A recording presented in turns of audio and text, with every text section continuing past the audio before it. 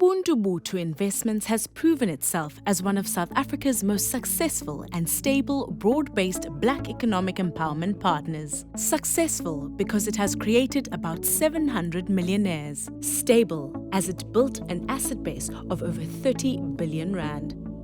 And all of that over a 15-year period. Let's start at the beginning. Ubuntu was set up in 2004 when a broad-based BEE consortium acquired an 8% shareholding in Sanlam. At the helm, we had Dr. Patrice Motsepe, chairman of Ubuntu, as well as African Rainbow Capital, a newly formed Black empowerment investment holding company which is 100% owned by Ubuntu. The starting point is very simple: build Ubuntu and its subsidiaries into world-class companies, continue to employ the very best Black and white South African management team, and build value for shareholders, build value for our stakeholders, and also have an impact to make South Africa a better place for all our people. Under Dr. Motsepe's leadership, a broad-based grouping of Black individuals stood to gain from the deal. Over time, Ubuntu's 8% share in Sanlam grew to 13.5%, making it the biggest single shareholder in that company. My experience has been that the company Ubuntu grew beyond my expectation. Patrice Motsepe gave us the shares, and we were business people already. Because of that, our business boomed. Dr. Motsepe is in partnership with a number of co-shareholders, including 9 provincial companies which house the shares of individual shareholders.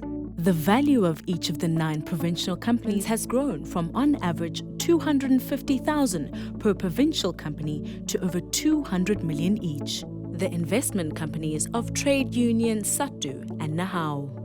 Various religious and faith-based entities which include prominent churches and which have grown to about 234 million rand. Women's Trust, which grew in value to about 117 million rand. Youth Development Trust, which grew in value to about 117 million rand. Not knowing much about investment, most of it didn't really make sense. All that I cared about was that here's somebody who's coming in and is taking young people, young women, and wanting to put them in business space. Remember, if it makes an impact to my children, that means my grandchildren are benefiting. I'm proud to be part of Ubuntu. My greatest pleasure is to see Ubuntu developing in the manner in which it is, because it is fulfilling the major gap that exists between talking and doing.